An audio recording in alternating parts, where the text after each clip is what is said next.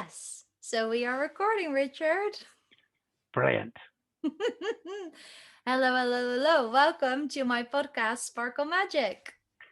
Well, I'm so happy to be here with you on your podcast, Sparkle Magic. Yeah, well, as I just said, I'm always going into it super open. So we're just going to have a fun time. Um, Sure.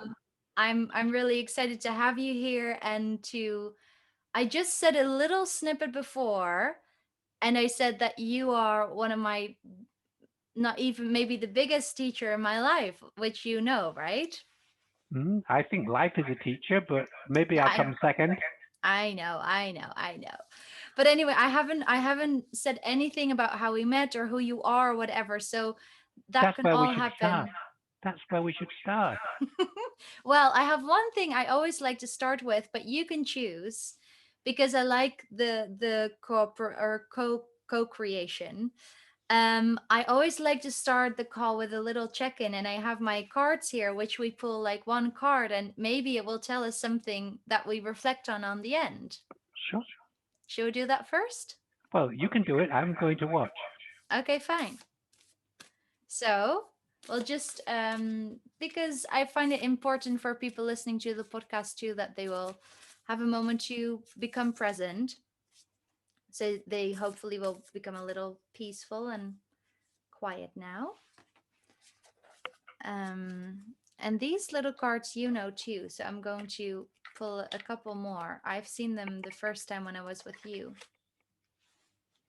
Hmm. I'm going to tell them all in a second. Oh, you can choose one too. I have all these little angel cards here. You can say stop. Now? Now? No, I can say stop now. Yeah, yeah, yeah. Stop. Yeah. Okay, nice. So we have in any moment, I can surrender to the powerful presence of love through prayer, contemplation, and stillness. Yes. Okay. Oh, surrender. Perfect. Yeah. Love, Oh my gosh. truth, Oh my. and the one which came through patience. Oh, that's for you. Oh, I know. Because I don't have any. Well, let's put it this way. It's one of your values that you're working on. Okay, fair enough. Yes, wonderful. Okay. So, do you want to kick off and tell us who you are or whatever you want to say, really? I mean, what Um, do you want to say? I want to talk about how we met because it was very fortuitous, and I'd like you to tell the story. I'm going to tell the story. Yeah, I'll chip in every now and again. Okay, and I'm actually quite interested to hear from your perspective too, but I'll start. So, in 2014, I moved to London, and one of the big things I did was doing this acting course at the Royal Central School for Speech and Drama. Correct. Yeah. And then I met you because you are one of the attendees on the course. Absolutely correct. And so this was twice a week. And I remember being fascinated that you were partaking in the course as you were, I believe, were you 68 at the time? I was 40 years older than everybody else on the course. Yes. Exactly.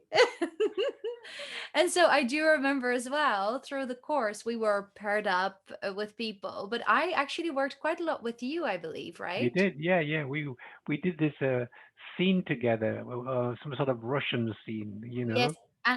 Anna Karenina. Yeah, right. And Yes, I couldn't remember my lines, and you could remember yours. I could. Yeah, you Yes, were yes. you were good at it. And then yeah, I do remember maybe asking you throughout the course like what is it you do, because I at the time, if I think back on myself, I was much more shy, and but I was definitely always curious. You were curious. Yeah. I didn't um notice you being shy. Nay, no, nay. No, we can talk in any language you like, but let's go with English at the moment. We'll go for English. Okay, fine. Um, yeah, but then I do remember you, I guess, saying to me that you are an author, but I couldn't really remember on what topic. And then we stayed, or I suppose it was just, it didn't really click into my mind. No. I describe it that way. And then yeah, we stayed connected over Facebook, and you were traveling the world. And then I moved back to London after my masters, and I was working for Lululemon. And one of my goals, in 10 years time, I've written my own book, Performance Magic. And I remember you being an author, and at one point I just had this spark thinking, maybe I can reach out to Richard, and we can have a coffee once. Like, I'm curious what his work is about, because I did know you were an author. What year was that? um that was the first time we went to the humanity awareness, so that was, I guess, 2017. Okay, yeah. Yeah. So then yeah, you agreed, we went for a coffee. Yep. And then there you were with this beautiful book covered with butterflies, which was your work. That latest book. Say again? That was my latest book. Yeah, the evolutionary coaching. And then you told me your, well, maybe I paraphrase, but as I recall, your work, you said my work is on soul consciousness. And I was like, Right. oh, wow, what is that? And then you told me, and all of a sudden everything just made sense. Because for a long time I sort of felt like, what is spirituality? And I didn't really feel resonant. And then when you were talking, and instantly there was just such a resonance. And that's where our love story began, I suppose. Well, actually, already in 2014. Well, yeah, with Oh, Anna Karenina. Yeah, it was written in the stars. Yeah, that's right. And then I found out what you were doing, which was aspiring to be a singer. You already were a singer, of course. And then I invited you to come to a meeting near Oxford called Humanity Awareness Initiative.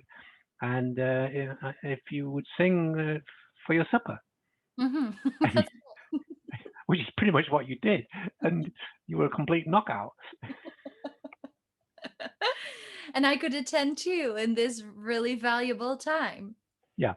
So that was the story of how we got started. And from that point on, it's been pretty regular, apart from the time you spent 6 months on a boat going around the world singing.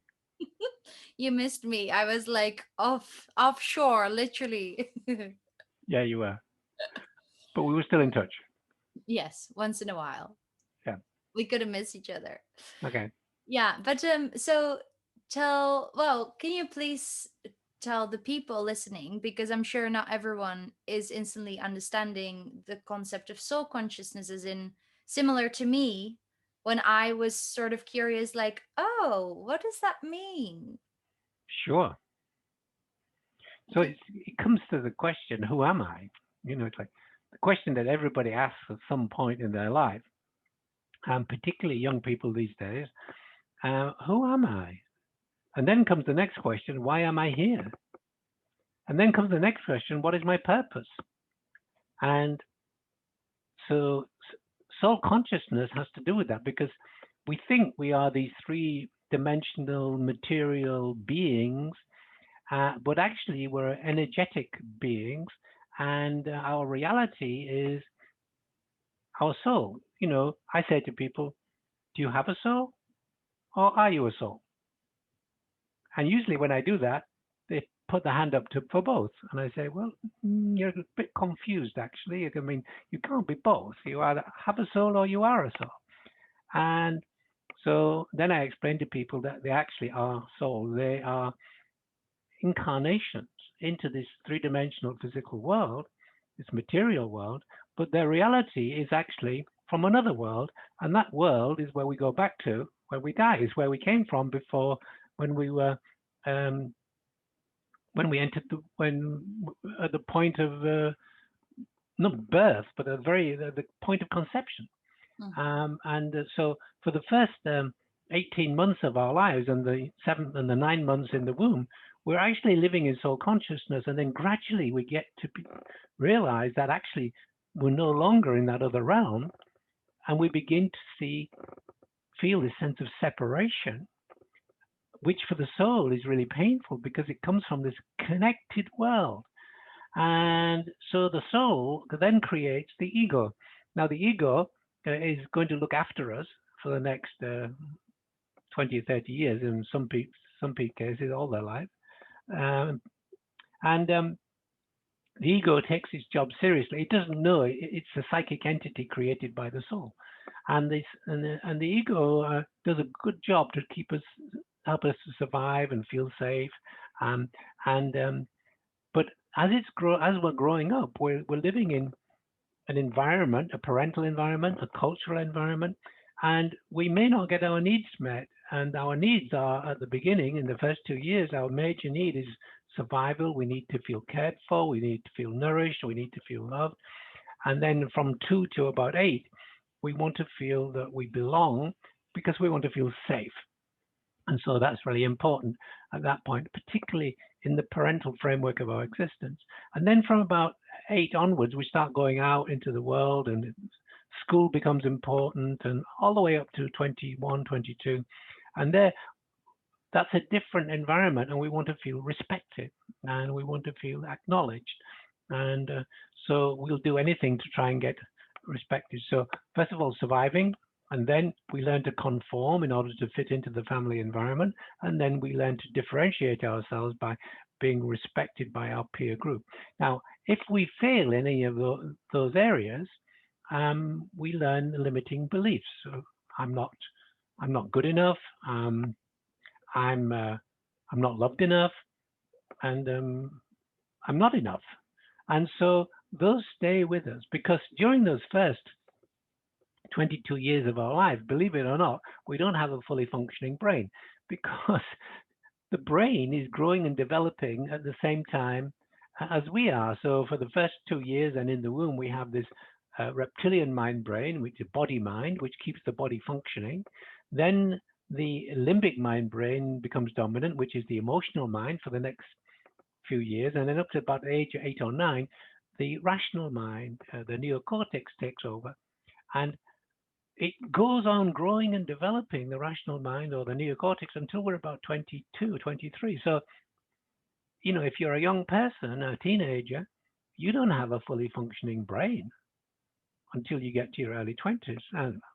And that's why we do stupid things when we're teenagers. It's like, oh, we all do stupid things. Yeah, because brain is not fully functional. That's okay. That's the time of our lives. Let's just do whatever we want. But what we're not doing is we're not being conscious.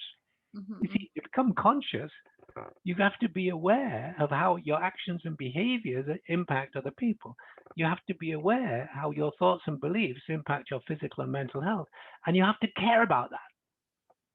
And that's when you start to become conscious. And that usually begins in the mid 20s. Some people never, in fact, most people on the planet never get to that point. I mean, if you want a good example, just look at Donald Trump. I mean, he never got past these first 3 stages of development. He never became conscious, and so he's still trying to get his unmet needs of uh, met from wants to be loved and wants to be respected and wants to feel that it's enough, and he doesn't because all his actions and behaviors are trying to get these needs met, which he never got met in his childhood. So anyhow, that's just a brief overview of what we talked about. So what Mhm. happens? One more point. Mhm. From that point on, we start the recovery of the soul. We go to the fourth stage of development, which is individuating, where you begin to say, who am I? I'm not the product of my parents. Those were their beliefs. What are my beliefs? What are my values? I'm not the product of my community. What are my beliefs? What are my values? And you begin to individuate and find out who you are.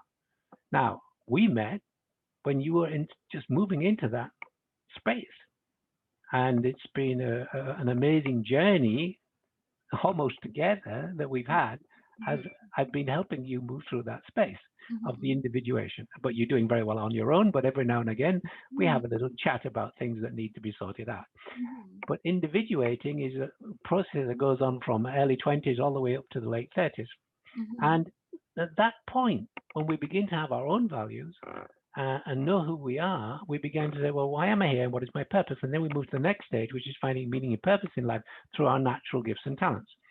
Now, you're very fortunate. You found your natural gifts and talents and what brings you joy in life, and that's unusual. Mm. And and then that becomes the recovery of the soul because the soul incarnated into your body for three reasons. One, self expression. Two, connection through inclusion and making a difference, and contribution.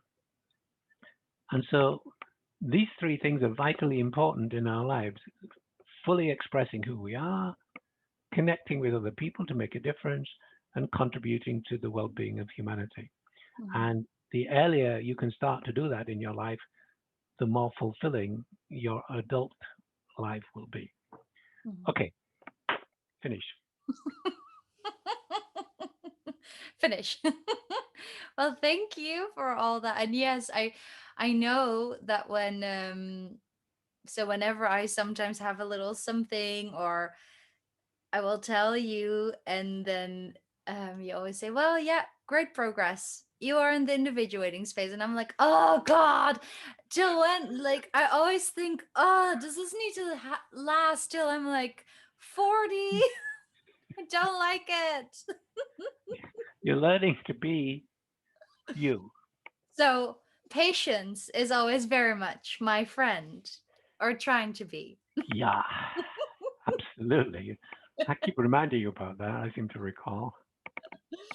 Yeah. What do I say? What do I say? Follow the breadcrumbs. Well, Yeah. yes, and the funny thing is, Richard, people who are, and some who will listen to this too. The other day, I was on a call or sort of gathering with women, and I was one of the hosts.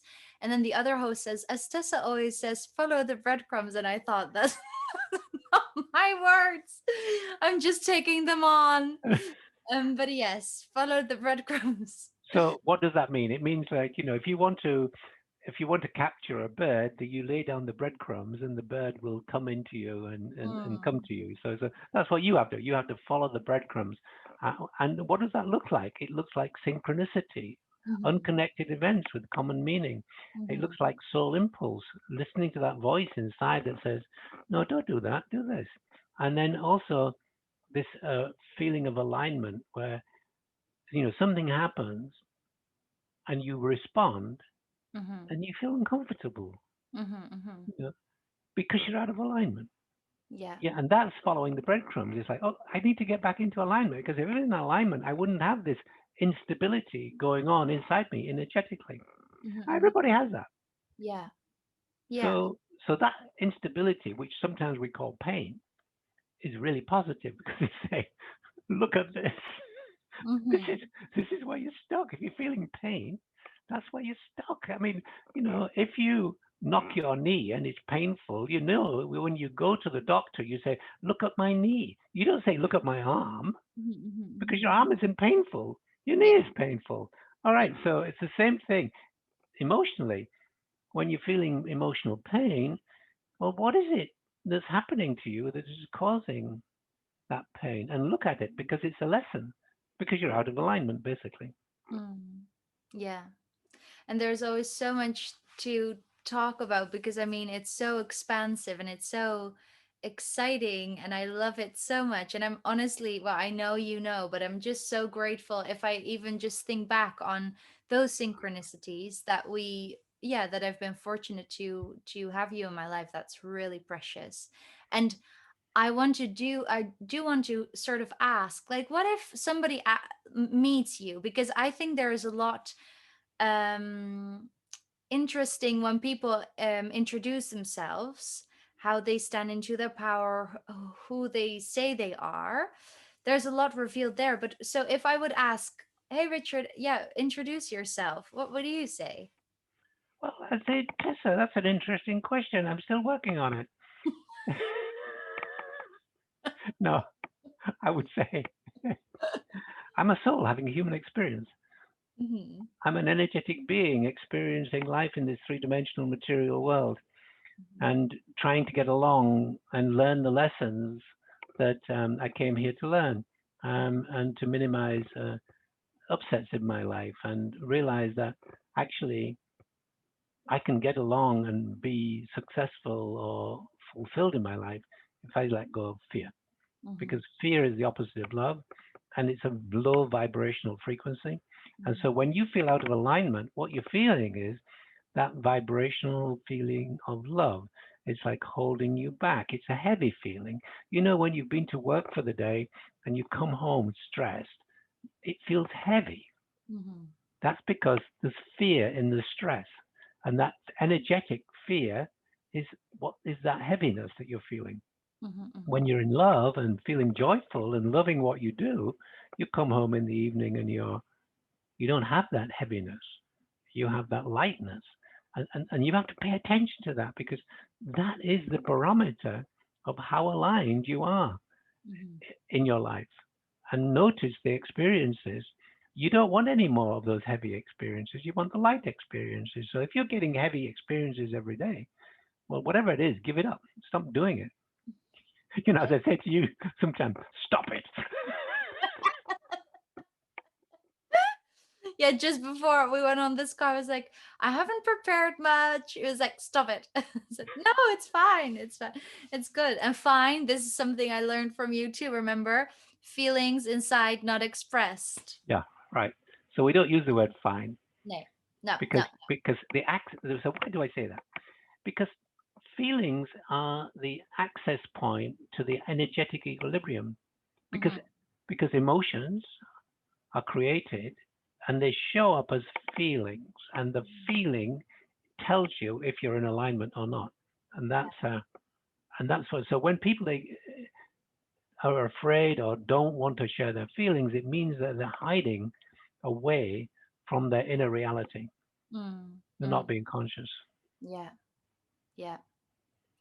And just when you started talking when I asked about how do you introduce yourself, this calm came over, and that's something as well which I always find so educational, I suppose, or interesting from people who are further along the line. And I suppose that is what we talked about before too, where a young person has this drive or ambition. And yeah, when you shift more into service and contribution, there is less justification needed, I suppose, or Yeah, showing yourself. but yeah, but we don't. But these stages are natural. Mm-hmm, mm-hmm. Okay, so it's not like we don't want to have that drive experience. We don't want. It's not we don't want to have that achievement experience. It's just the phase of life you're going through. It's perfectly normal. Yes, yes. It's perfectly normal. And as you get older, you go through different stages. It's like seasons of the year. You know, you go through the different seasons. Well, we go through these seven stages. You know, once you become an adult at the 20, around 20, there are four more stages. There's the individuating stage, the self-expression stage, self-actualizing stage. That is the second, the fifth stage, the sixth stage, which is integrating, and the seventh stage, which is serving, which takes us all the way around back to the opening where you drew the card which said um, That's surrender. yeah. Now, surrender to me means surrendering to the soul because Mm-hmm, you are your soul. Your soul knows why it came into this world. mm-hmm, You know, you're trying to make sense of the world, but the soul knows why it came. So if you can surrender to those impulses mm-hmm, and not the impulses of the ego, which are driven by fear. Oh, look at me. I'm so beautiful. mm-hmm, Or I'm so strong. Or yay. Oh, that's just the ego talking to cover up that tender inside, which has doubts mm-hmm. about whether it's being loved or whether it's good enough or whatever. So as we get older, we begin to realize, yeah, I don't need to cover that up. I can be truly who I am. Mm-hmm. And that then you begin to access your vulnerability, and sharing that vulnerability is pretty important. But Yeah. you know, That's not something that men do very well. Women do it a little easier. Um, but men amongst men will not share their vulnerability, which is a huge mistake because they just, they're living behind some sort of facade, Mhm. and they never show the real selves. Yeah. Mm. I have like a couple of questions, but there's one thing I want you to say too, because I cannot remember, but it was about soul consciousness is the destiny, spirituality is the journey, or what was it again? Okay. So when you focus on spirituality, you're focusing on the journey. Now, there's lots of wonderful things in spirituality. There's yoga, there's meditation, there's mindfulness, there's all sorts of amazing things. But when you focus only on that, you're missing the point because actually the real focus is the destination, which is to live in soul consciousness, to live in soul awareness. So Mhm. people who constantly focus on spirituality never really get to the destination to understand who they fully are Mhm. and what their gifts to the world. They're just, they're it's very healthy, all of this spiritual stuff. Mhm. I mean, it's good for you, it's good for the mind, it's good for the body, but it doesn't get you to where you need to be to live a soulful life. Mhm. Yeah. Yeah, and for me, what I see too, integration is that's we can all be beautifully in our mind or whatever, but the real work happens with our feet on the ground and to actually have Yeah, interaction or conversations or yeah, bring it I, really into practice. yeah, and that's a stage of life which I call the sixth stage, which is usually happens after the 40s and in the 50s, where you bring it all together. Mm. It's in the 40s you begin to explore your own soul's self-expression, Mhm. and then you say, well, okay, yeah, this is who I am. This is what I love to do. Now, how do I integrate that so that I can be useful in the world? Mhm. Now, this is actually, I've never asked you this. I know we've had a conversation before about that I'm curious about the ages and Sure. stages. I know a lot of people ask about this, but all of a sudden I wonder, as we move on, as worldviews are in a higher space than when we look back 50 years ago, for instance, would you, if you would go sort of in a predicting or hypothesis space, do you think that maybe there might be a shift over time Okay. in I age? get this question all the time, Yeah, particularly from people in the individuating stage or your stage. They say, I'm really into making a difference, and therefore that's stage 6, not stage 4. right. And I say, well, okay, where is that making a difference coming from? What is it what's driving it? Okay, and the answer usually comes achievement or injustice, or righting wrongs, And I said, fine, that's where making a difference comes from at the individuating stage. Hmm. At the sixth stage, in the 50s, making a difference comes from empathy. Hmm. It's like it comes from the feeling of walking in somebody else's shoes and realizing as you listen to them that you feel their pain. Hmm. Now, the next stage, the last stage, you get to compassion, whereas not only do you feel their pain, but you do something about it, Hmm. right? So, yeah. So, what really happens, like someone like yourself who's already quite well advanced at quite a young age, and I meet more and more people like this, is that you're just going to move through these stages a lot more easily. You're Hmm. not going to accelerate that much because it's just the life phase that you're in. It's just you have to get through this phase, and it's got all sorts of connotations in the external world. You just got to get through it, but it makes getting through it a lot easier, especially if at the individuating stage you learn to let go of all of those fears that you learned when you were living in your parental environment and your home environment, your school environment, and we all have these fears, and you know these fears will stay with you for the rest of your life. But the key is to master them. Hmm. Okay, Hmm. so even at my grand old age, I mean, I still have, I'm still triggered sometimes by situations, but I've realized that I can actually, although I've worked on them, I realize that they'll always be there because they're so deeply embedded. However, I don't take 2 days to get over it. I Yeah. can get over it in 5 minutes. Yeah. Mhm. And that's the key. I call it personal mastery. So don't think you're going to spend your whole life living without fear. No, those fears that you learn in the first 20 odd years of your life, they'll stay with you. But what you have to do is learn how to master them. So not let them disrupt your relationships or your job or whatever it is. Because Yeah. you'll be triggered, but you say, I just created my reality through that. I just, whatever just happened is like, wow, I just created that reaction. Why? Well, because I've got this deeply embedded fear that I learned when it was appropriate to learn that fear, but it's no longer appropriate. Mhm. Mhm. And so so that looking at yourself is very important. So that we call that the self-witness, Yeah.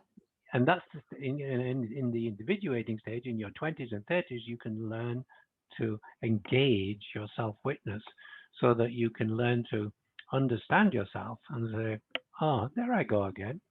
Mhm. There I go again. I Mhm. just got triggered again. I just created my own reality because nobody can upset me. Mhm. Why? We always upset ourselves by our beliefs that we have. You know what I mean? Nobody can upset me. Nobody can. You can't upset me. I can't upset you. You upset yourself by the beliefs you have about what just happened.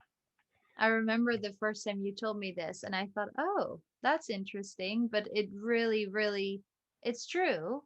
It's maybe a little mind boggle to get around because the Yeah. world around us kind of makes us believe it to be different. Right. But okay, cool. I want to kind of shift into another question. As you know, I always talk about performance magic, that magical moment in time. And I just wonder, have you ever experienced something like that? Now, I don't mean being on well, I know you are sometimes on stage too, but I mean that magical moment, like true presence. What does that mean to you? And have you had an experience you want to share that with us? Hundreds and thousands. We just go for one. I would love to hear them all, but I know timelessness is on our hand. When the other day me and Richard were out for a walk, what did you say? That time is accelerated when we were together. Yeah. Right. So, But anyway, let's go back. Let's do one. okay. Well, so these magical moments actually come to me every day, and these are the moments when my soul is very present. And usually they occur about 2 or 3 o'clock in the morning. I wake up and my soul is in that half sleep. I'm in a vibrational frequency where I'm very receptive to whatever my soul wants to tell me. So every day, I can't think of a day in the last month I haven't been up and around at 2 or 3 o'clock in the morning writing because I've been receiving information. Now, to be there, I have to be very present. So it's interesting. I go to bed at quite early at 10 o'clock. I sleep and then I just awaken and almost not fully. And in that half sleep, half awake, the day has gone, the past, the new day hasn't arrived. And here is this moment where I'm just totally connected with who I am at a deep level. And so then I get up and I work for an hour or two and with these wonderful ideas and I write my books and things. Um, that's one example. Another example is, when I do a presentation on stage or in these days by Zoom, um, I'm totally present.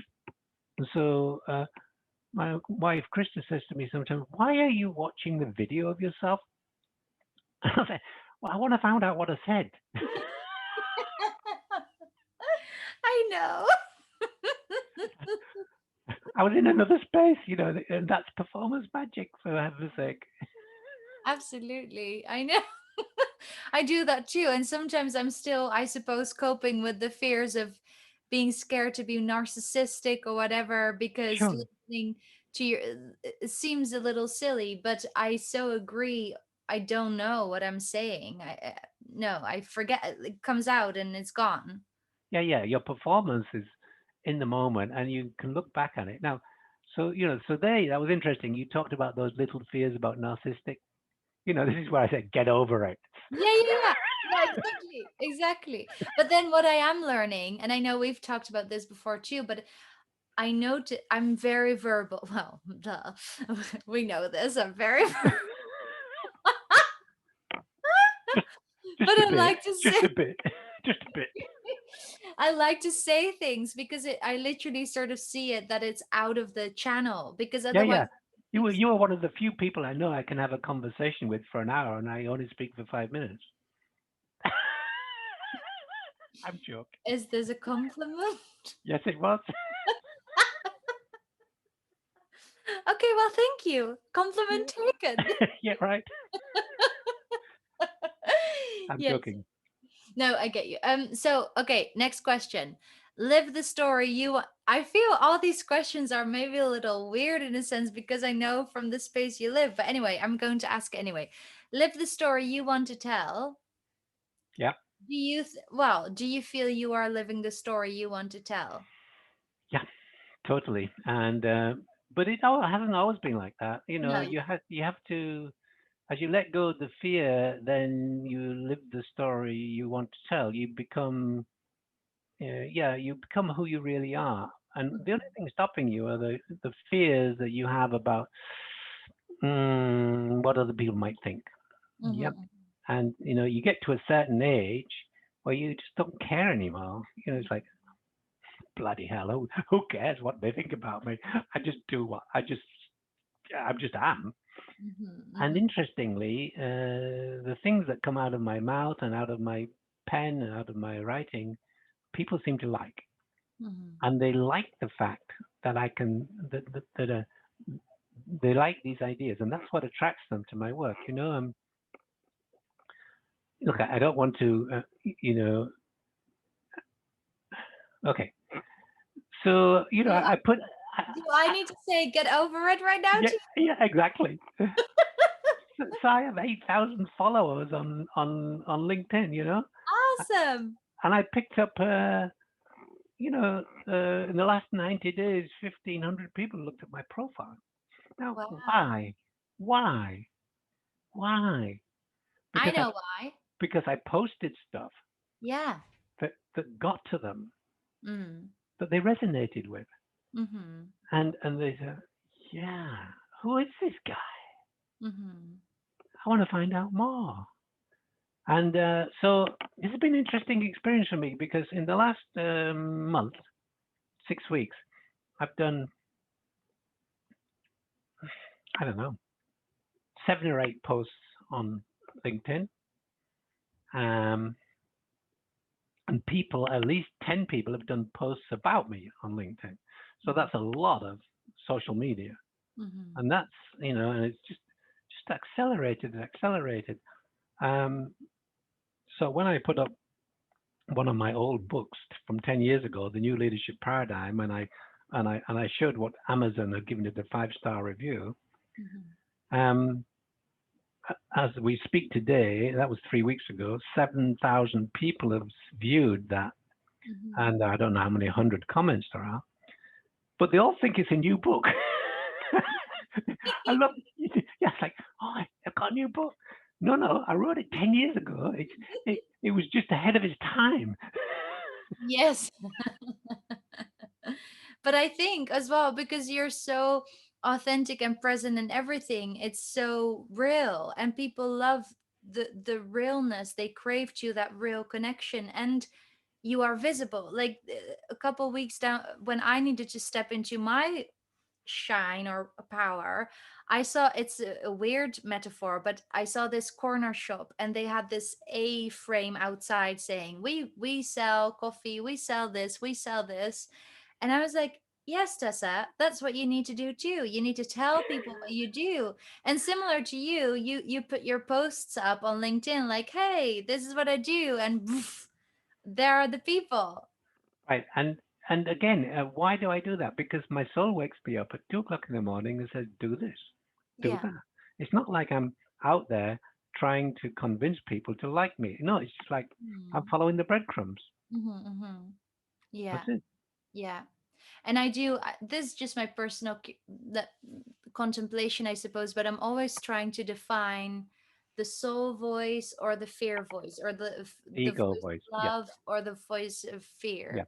that's right. So the ego is can be positive, but the ego can also have these fears. So this is a phase that you will go through as you connect with the soul to Mhm, differentiate between the ego voice and the soul voice. Now, the ego voice, uh, the ego voice that you don't want to listen to is the ego fear voice, mhm, and it will be holding you back. It will be limiting you, or it will be all about your self promotion over other people. mhm, mhm, So you can be, it took me about 5 years to distinguish between these two voices. I remember very well going through that phase. I was in my late 50s at the time, and it was because was asking the same question to myself. Well, which is my soul voice and which is my ego voice? And I learned eventually that if there's any attachment to fear at all, or wanting to look good, or wanting to be loved, and there was behind that was this fear voice, mhm, and I had to let that go. mhm. And then wanting, yeah, because then I suppose when you switch into consciousness, it's okay to consciously choose, I want to look good, or I want to take good. Sure, as long as you're not putting anybody else down. Yes, You no, of see, this is what course. happens is that judging Mm-hmm. is wanting to look good at the expense of others. Mm-hmm. Mm-hmm. So look, when you look at your life and you ask yourself, well, uh, how many times a day do I judge others? Mm-hmm. You know that judging is all about defending your own ego. Yeah. You don't need to judge anybody. You are who you are, Mm-hmm. and the less you do the judging, the more you've become fully who you are and accept other people. So Mm-hmm. judging is all about trying to be better than other people because you feel inadequate. Yeah. I like to be like a candle. Good. I hope nobody Because blows you out. saying that when you are like a candle, the the kind of candlelight, it's quite magnetizing because people are being drawn to it. Sure. It can give light to other beings. It Mhm. doesn't lose its own light.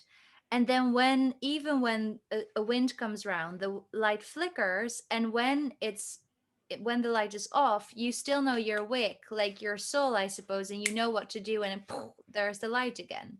Yeah. And even though it flickers, once all that disturbance around you is gone, you're no longer flickering. You're still Mhm. that light. You're still that beacon. You're still that lighthouse. Right, exactly. Okay, so what does guts mean to you? And you know where this s- people, I suppose, hopefully they know about the song, but guts, it's an important word for me. And what does it mean to Yeah. you? Well, I think it's interesting. It's not a word that I use. And when you announced that had this song called Guts, I was a little surprised by that because I think in your native language it is actually has a slightly different connotation or meaning. So Mm-hmm, um, guts has to be courage. mm-hmm, mm-hmm, mm-hmm. That's how I translate it, and it means that I have the courage to face my fears and do it anyhow, Yeah, and to be true to myself.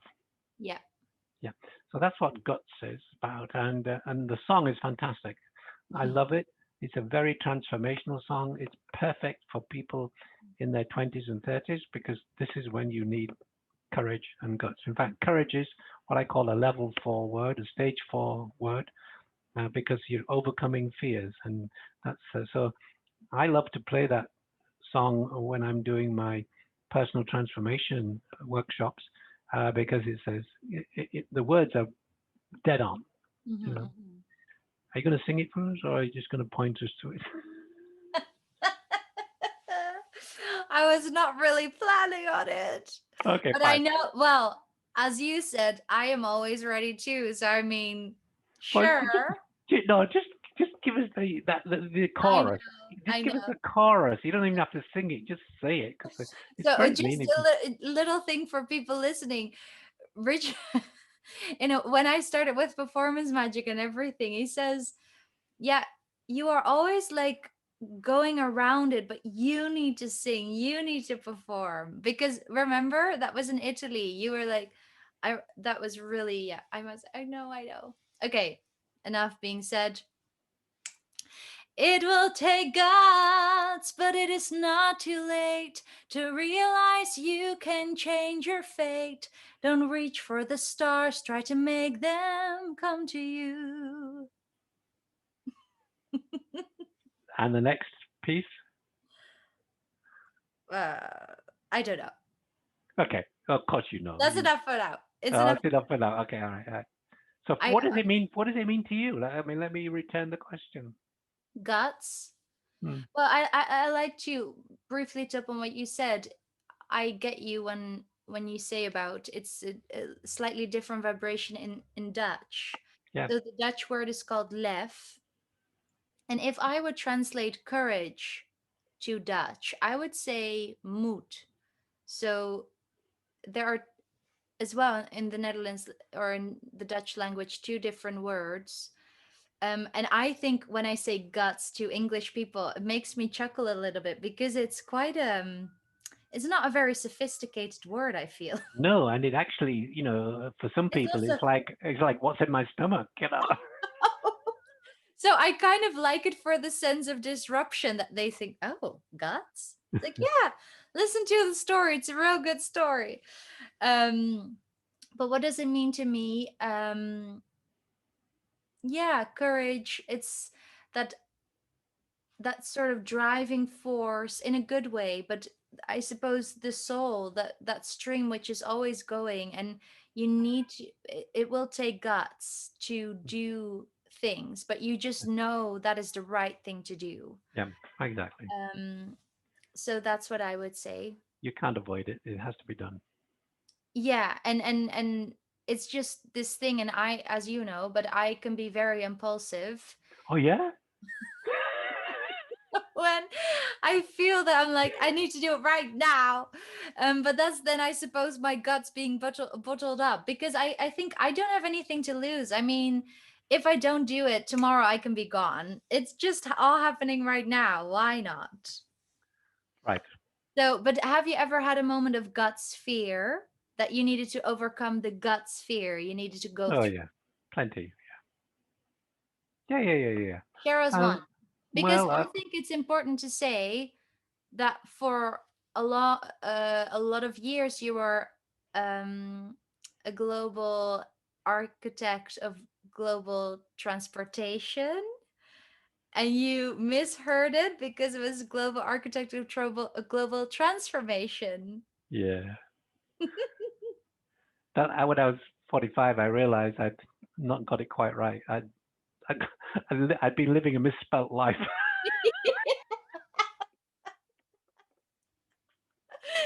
Ah, so funny. I always think that's so funny. Yeah. Yeah, no, I completely changed career when I was 45. I mean, and that's the time you do. That's the time of self-expression, isn't it? Mhm. I couldn't stop it because all my friends said, "You're crazy. You're crazy. You've got a leadership position. You're known throughout the world for being a transportation engineer. I was working at the World Bank." And I said, "Well, yeah, I can't do it. I'm bored. I'm totally bored. I've got to go where my soul is telling me." And they said, "Well, you're giving up six-figure pension, tax-free. How are you going to survive?" I don't know. I will. I'll find a way. Now, so that so that took guts. Mhm. Absolutely. That is a big gut sphere moment. My Yeah, goodness. Wow. yeah, that took guts. That's, I feel applause, applause. All right. Yeah. Well, Okay. but I but want many people have that in their lives. Many people have that in their lives. This what? The moment, gut this sphere. moment of this moment of decision when your whole life changes because Yeah. you can't avoid it.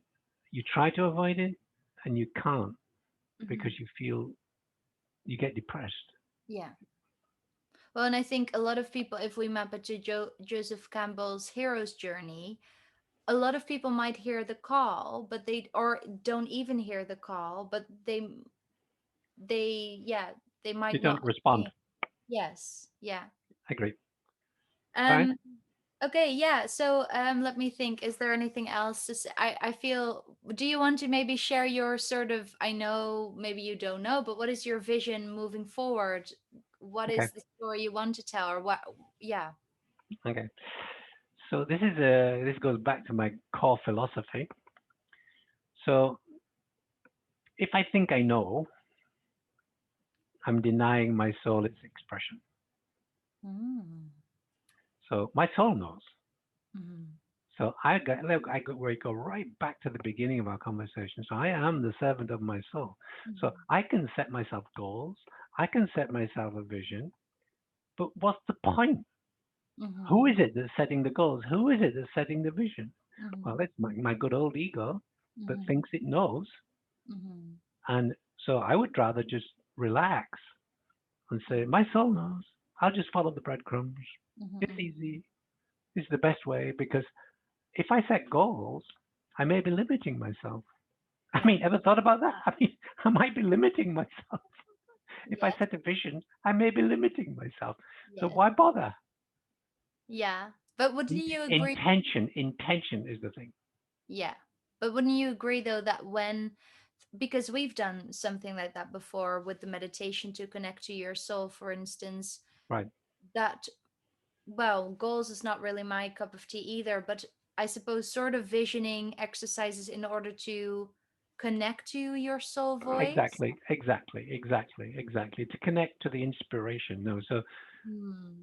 so we're connecting to the inspiration which comes through you. That's what happens to me at 2 or 3 o'clock in the morning. I get the inspiration Yeah, yeah. that comes from the soul, Mm-hmm. and that's what I listen to, and Yeah. that's what I do. So I can totally trust that voice. Mm-hmm. Now it takes a while to trust that voice. I can totally trust it, so I don't have to worry anymore about my needs because all my needs are met before I even know I have them because I just totally trust. Yeah. You see me doing that Mm-hmm. many times. I just trust. I Yeah. don't get, I don't get, I don't get possessed by the idea I've got to do this, I've got to achieve that. Mm-hmm. And as a result, I achieve so much more than I could ever imagined Yeah. because I get out of the way. Oh, patience, Tessa, patience.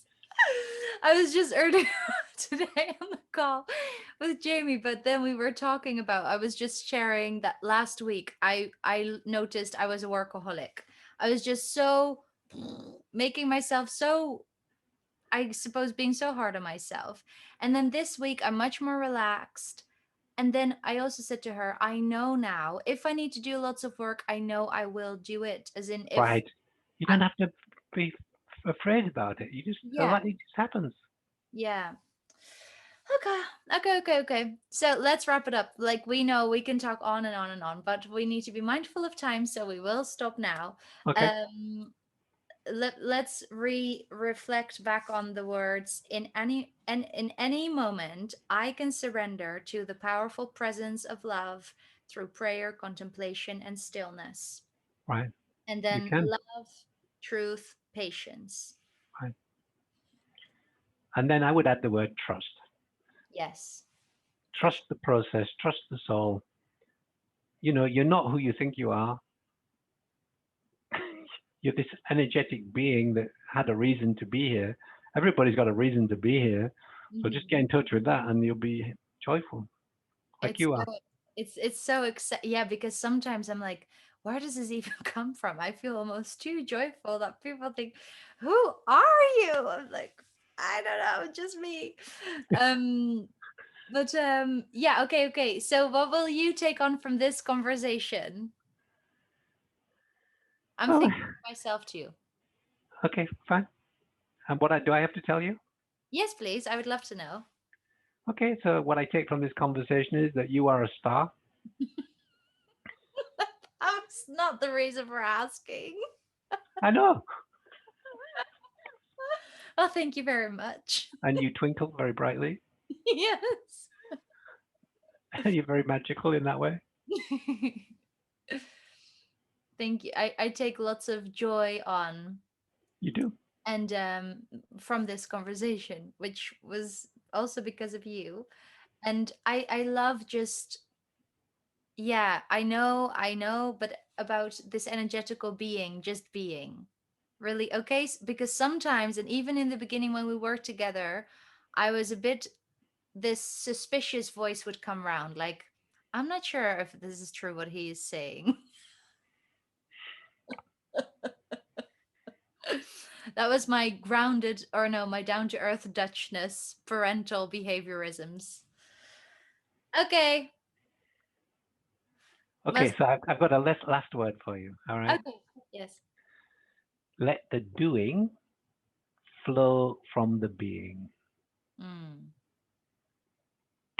When Let the, you're in that state of being, you will allow the doing to come from there, which is what I do at 2 or 3 o'clock in the morning, basically. Allow mm, the doing to flow through the being. yeah. I think that's a good thing for people to remember. Okay, bye. Yeah, I think this is enough. Okay, yes, I'll stop the recording. I hope everyone, and oh, no, no, no.